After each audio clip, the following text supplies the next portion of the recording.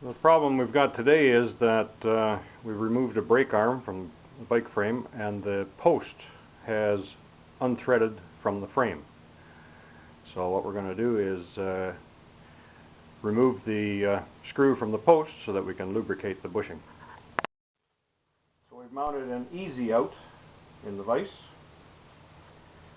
and it's the easy out that's sized properly to fit inside the brake post. So we'll fit that on there, and then take our 5mm hex wrench, and hopefully it won't be seized too tightly. We'll be able to unscrew it. Be careful not to put too much of a twist on the easy out. And we're off.